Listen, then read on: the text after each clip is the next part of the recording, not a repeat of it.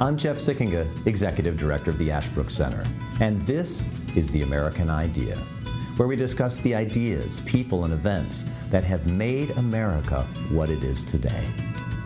We believe that by understanding our history and our principles, we can better live up to the promise of the American founding and preserve our ongoing experiment in self-government. Welcome to The American Idea.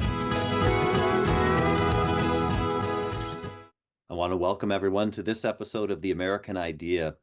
Today we're going to be talking about something that is really at the heart of this podcast of The American Idea, and that is civic education. It's near and dear to the heart and mind of the Ashbrook Center.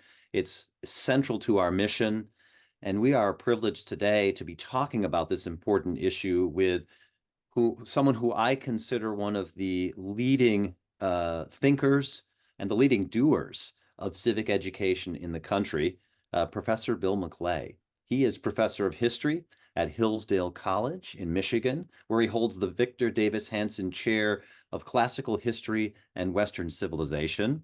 I also have to tell our folks he is, and we're delighted to have him as a member of the Ashbrook National Advisory Board on Civic Education, where he's rendered wonderful service to us.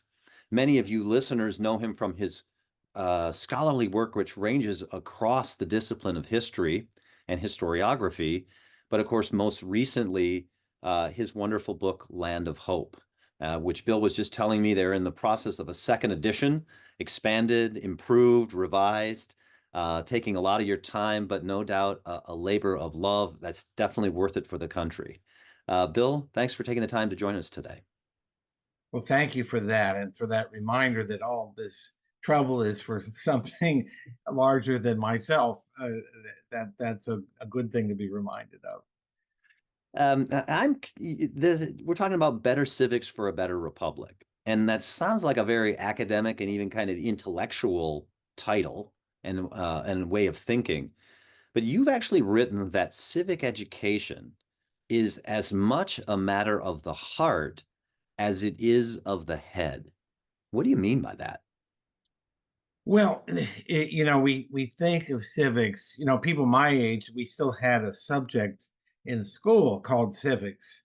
I don't know that that's the case in most public schools. I went to public school today, or if it is civics, it's crammed in with something else, driver's ed or personal hygiene. I don't know, but it's treated very much as a secondary subject, and to the extent that it's taught, we think of it as a sort of how-to manual. That is, to be a citizen, because civic education has to do with citizenship. To be a citizen, you have to know how to vote, how the voting process works, how a bill becomes a law, maybe how the three branches of the federal government are organized, how the federal system works with the states and the federal government and lesser, and the whole system, which is actually a very complicated system, works, and maybe even a little bit about why it's constructed the way it is, maybe, but often just this is the way it is. And that's fine to a point, but that isn't, as you implied in your question, I don't believe that's more than scratching the surface of what civics is about, because civics involves an understanding of the relationship of the citizen to the country of which he or she is a part, and that it is by virtue of that, as you said, a matter not just of the head, but of the heart, of feeling of connection to the past, to those who have come before us, who have helped to make this polity that we live in, the freedoms we enjoy, what they are.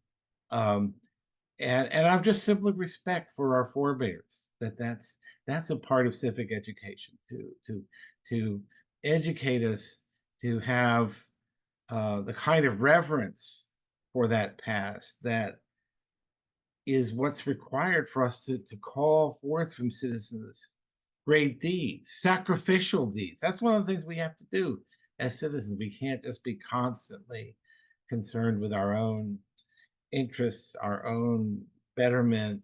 Um, to be a good citizen is to see our own well-being as bound up in the well-being of the polity towards which we have a responsibility.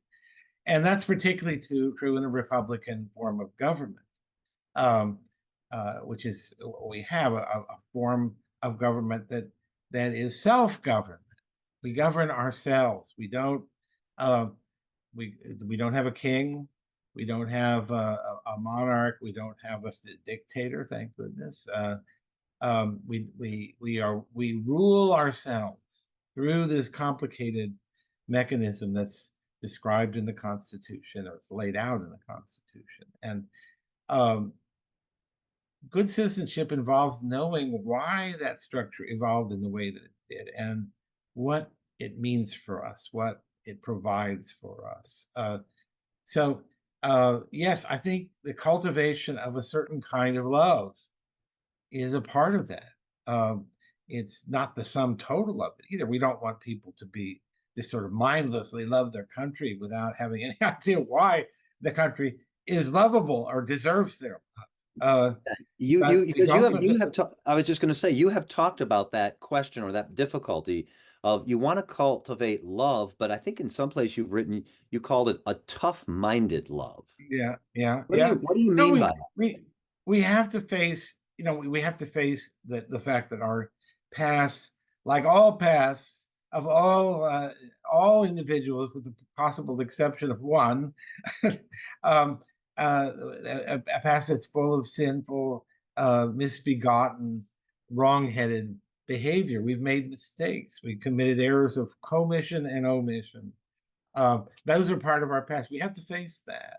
Um, when I wrote Land of Hope, that was a constant element in it that I wanted to write a book that had what I think American history deserves, an affirmative view. Friend of mine who I actually got to know, a lawyer in New York, I had a conversation with him before, as I was writing Land of Hope, and he said, "Look, I think that any young person who grows up believing that his or her regime, the regime under which they're living, is unjust, is bad, has not just imperfect education, they have a hole in their souls, that it's really damaging to their souls to be taught that the regime is sort of irredeemably bad." So I took that to heart. I realized he's absolutely right, uh, and that an education that didn't try to instill a right relationship to the past was damaging. But you can't do that by sugarcoating everything that's happened. You can't, all of the ways in which we have fallen short. I think all that has to be acknowledged, and so I do. I do. The real question is not whether you've acknowledged our misbegotten deeds, our misconceptions, our uh, blatant hypocrisies and injustices, but do we have a picture of the American past that is rightly ordered? Do we have the proper perspective on it? Because if we all go through this when we grow up, we discover our parents are not perfect. Some of us earlier than others. Um, Mine weren't very imperfect, but they were. And you have this great feeling, oh, my whole world is collapsing. And there are a bunch of hypocrites. The teenagers are the world champions in the denouncing of hypocrisy. Yes, I have teenage Uh, children. yes, yes. And I remember being that way myself. And I think it's hopefully something you grow out of when you realize that you know God works with flawed people because those are the only ones available. And but you have to, in the end, put it all in perspective. Yes, my father was not perfect. He had a terrible temper, for example. I mean, true in my case, um, but he also had a capacity for asking and giving forgiveness, uh, which, to my mind, more than compensated for his occasional outbursts, usually justified, of anger. Um, so it's a matter of perspective, and I really struggled with that, with telling the bad, but putting it in perspective, putting it in the proper, larger context. Well, So that, yeah, I was just going to say your book suggests that the larger narrative is, or the larger ordering, as you said, is maybe the word hope. yes, yes. I, that title, I wanted to have that in the title because one of the things I think, if you try to describe America, and here I prefer to use the term America rather than the United States because it's just more full of this elusive emotion. But if you give an account of America that leaves out the dimension of hope, you're not really talking about America. You may be, like Aristotle said, you could describe man as a featherless biped, but that doesn't really tell you what man is. Right. America is a country that is in its deepest aspirational. Uh, you you could say that, with the exception of those who were brought over here in bondage, that the American population is made up of people who saw the possibility of a better life and were willing to cross oceans and come over land in order to achieve that betterment. And that's one of the several meanings of Land of Hope. It's a land that's dedicated to the proposition that no one should be condemned to live out their lives strictly under the conditions into which they were born, so that the occupation of their fathers, of their family, of the geographical location, that all of the things that in the old world were taken as givens, uh, for Americans are not. We're adventurous. We're aspirational. That word, it seems the best to me. We're aspirational. We aspire, and we aspire for our children to be better than we were. If you go to a naturalization ceremony, people who are foreigners who come to the United States legally, I might add, and become citizens through the specified process of naturalization, you never see. It's so moving. It's so. I always think that it would be a great thing if every civics class could include a visit to a naturalization ceremony, because uh, immigration is very much, and of course, it's a very controversial concept right now because there's so much. We're overloaded with immigrants, and they're not coming legally. But take that away. Immigration is the idea that you can come across an ocean from one place to a place where you have the opportunity to start anew. That's part of the dream of America. That's part of the lure of America.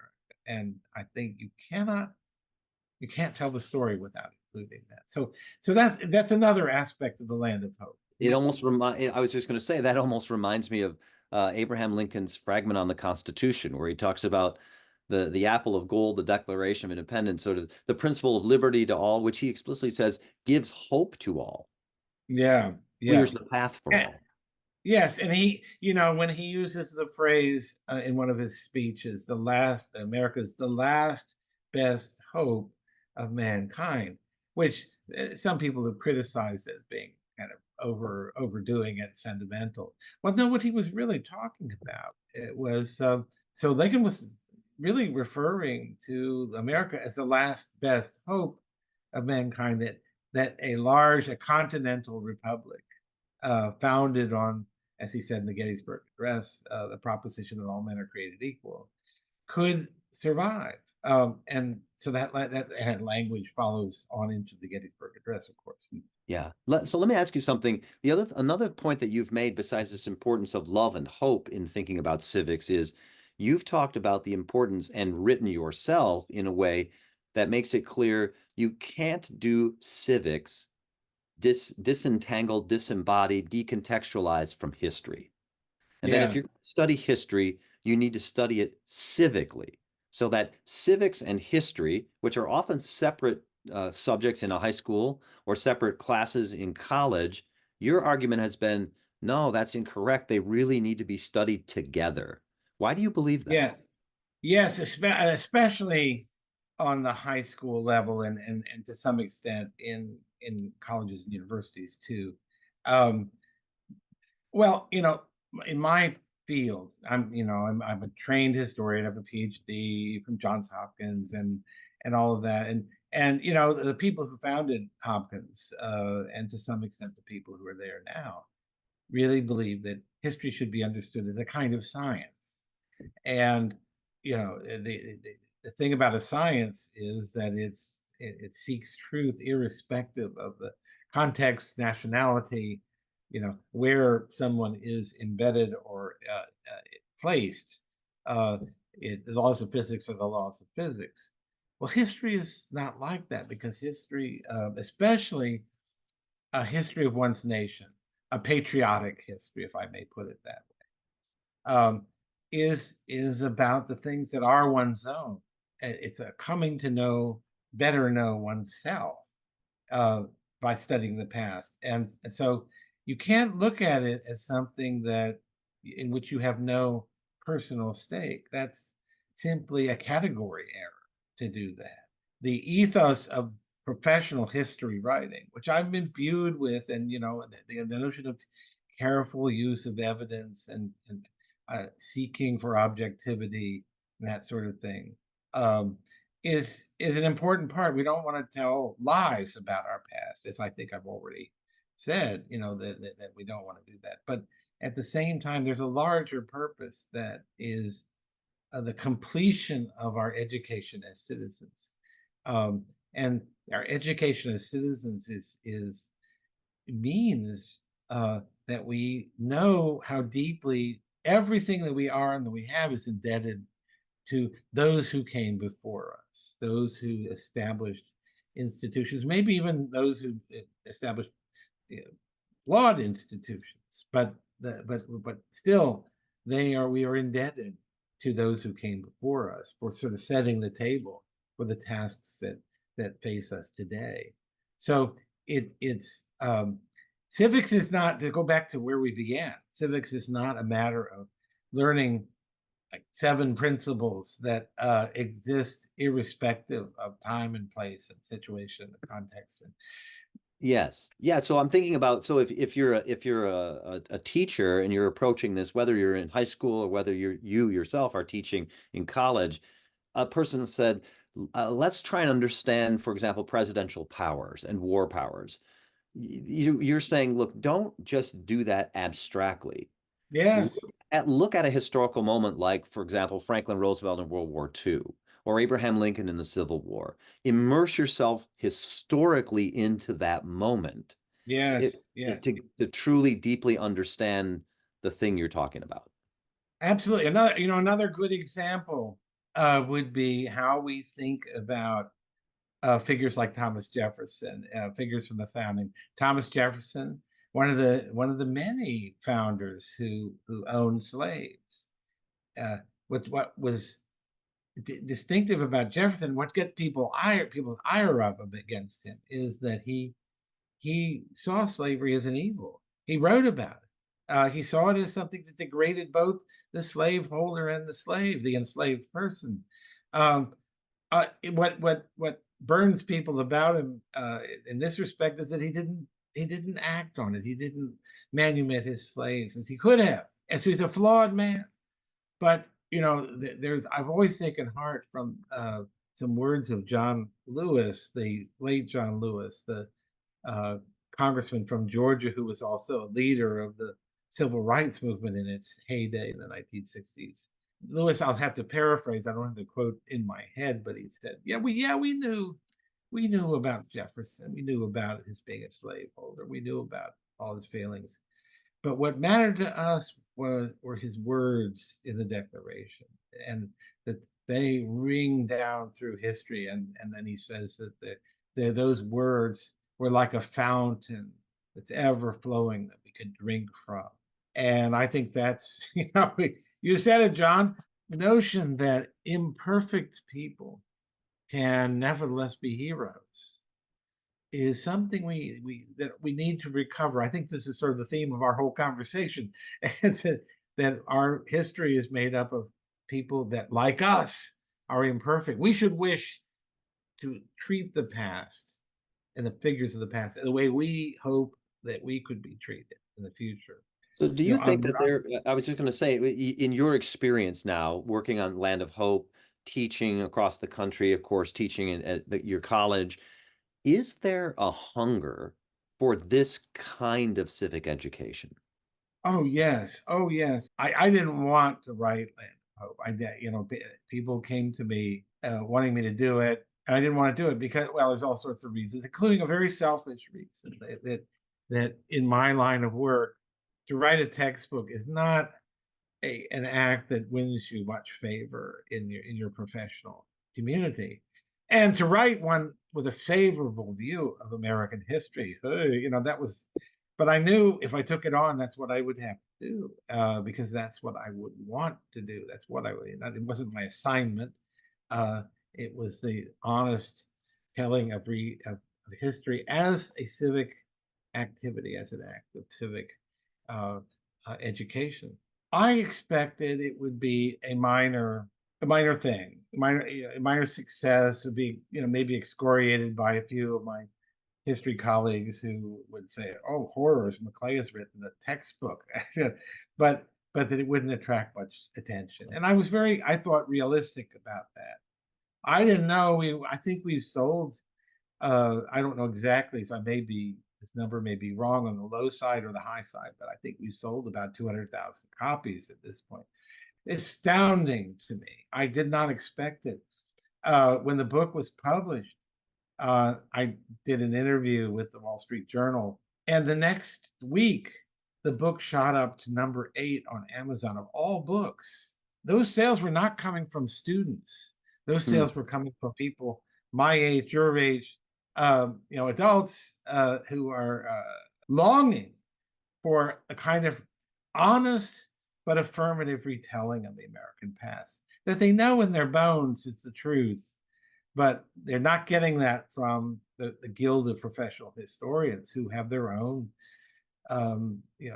fixation on being critical, relentlessly critical, and on race and gender and all these other identity politics sorts of things.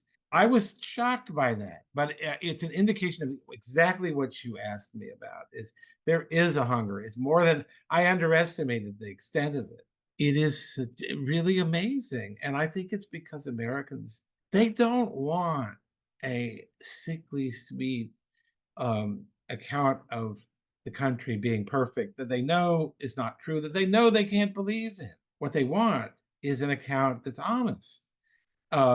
And if I could use a word that's been much abused lately, inclusive, that groups like racial minorities who have been excluded or have been, again, abused the word marginalized in accounts of the American past, have a place not just on the margins, but in the whole picture of a unified people that are involved in a great story.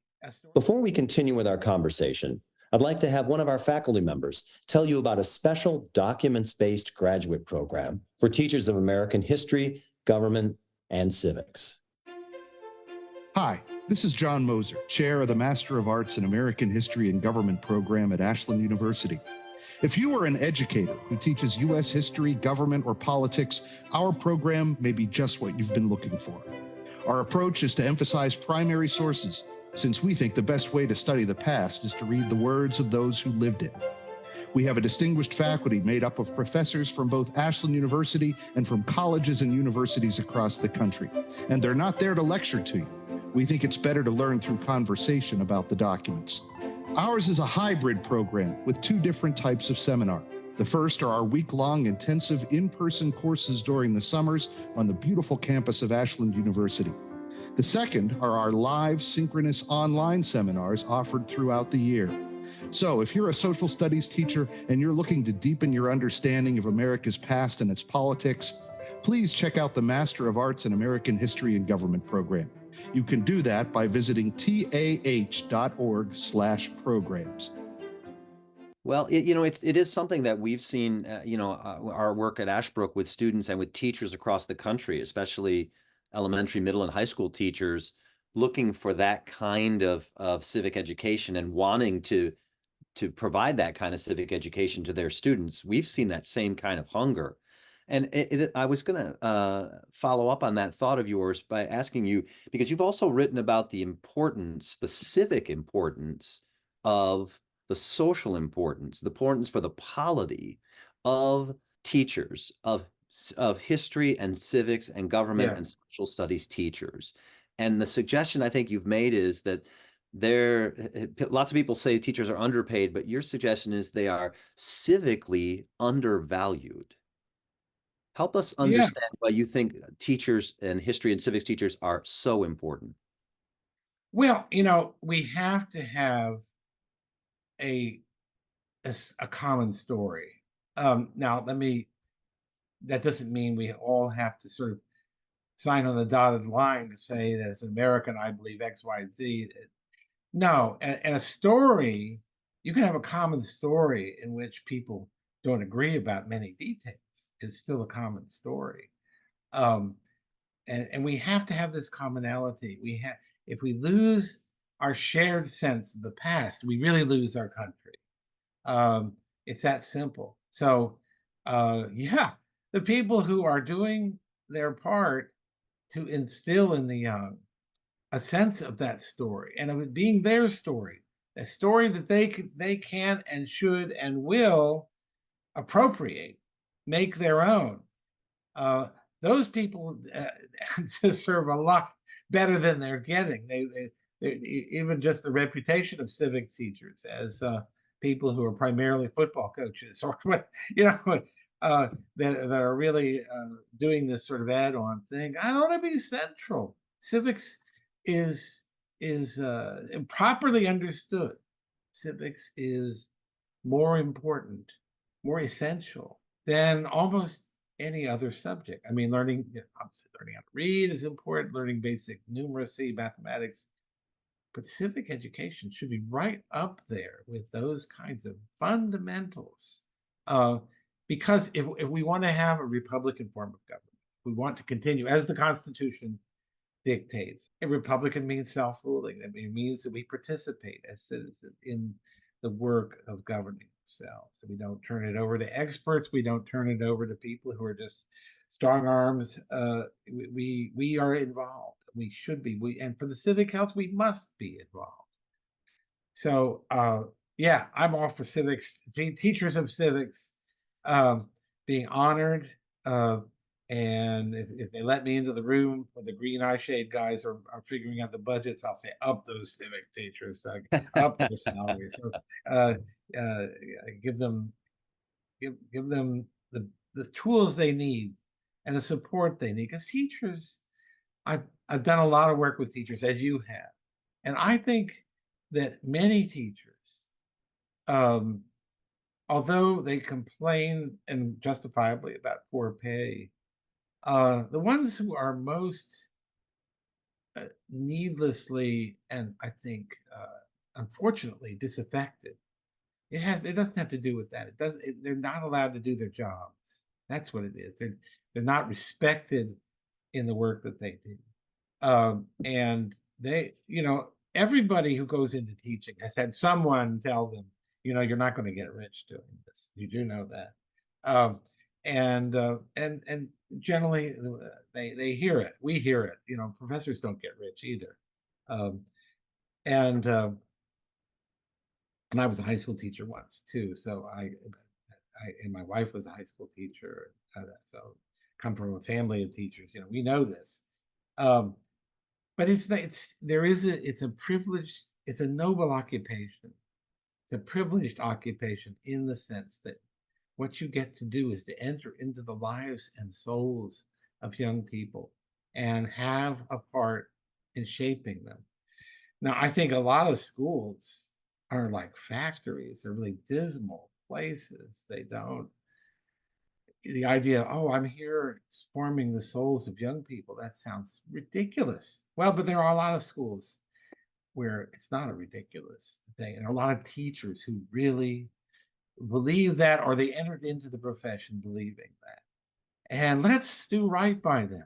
That idealism, if we could bottle it and sell it, it would save the country. So let's at least treat with more than a modicum, a greater degree of respect those who give their lives and their spirit and give up things that might be more lucrative to do with their life, but less satisfying. There is, when you with teaching is the most satisfying thing there is when it goes well. And I hope, one of the things I hope to do, and I think you're about this business too, is to do what we can to encourage schools to be better environments for the soul shaping activities that are really what education is about. Not the only thing. Knowledge acquisition is definitely, it has to be the core of it, but you're shaping the souls of the young, especially when it comes to how they feel about their country, how they do it. What's their disposition? Is their disposition to make sacrifices on the behalf of the greater good of the whole? Or is it to just view the country and the government as their enemy? You know, there is also built into the American story a suspicion of government. That's part of our heritage too. Suspicion of power, concentrated power. That's why the Constitution looks the way it does. That's part of our heritage too. And that should be part of civic education. You know, you don't want to give the government too much control over your lives. You don't want to turn things over to them. That's not the Republican way. That's not the civic humanist traditions way of dealing with. Well, this has been that's such an important reminder, and what a important affirmation of the kind of civic education we should be doing, and an affirmation of the value of those in the classroom who are helping carry it out. I know it's what you care about, Bill. I know it's what we at the Ashbrook Center care about so deeply. And I want to thank you for taking the time for this really interesting, fascinating conversation on the importance and meaning of civic education. Well, thank you. And I do want to say thank you for the privilege of having an association with the Ashbrook Center, which has been doing this stuff for a long time, even before. I mean, now that we are suddenly in an era where people recognize this, you don't feel like you're talking to the stone-faced deaf people anymore. But the Ashbrook Center has been doing this when it wasn't cool. And you've been keeping the faith and just sticking in there and pounding away gently, and it's starting to work. It's starting to have an effect. I'm very optimistic about this continuing.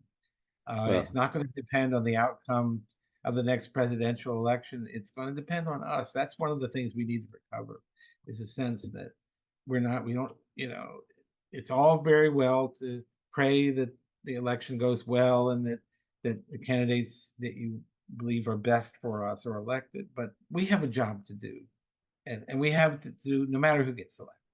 That's such a great reminder. Bill, thanks for taking the time to join us today on The American Idea. Thank you for listening to this episode of The American Idea. If you enjoyed this episode, remember to subscribe at Apple Podcast, Spotify, or wherever you get your podcasts, and leave a 5-star review. If you want to learn more or get involved in Ashbrook's vital work, visit our website, ashbrook.org.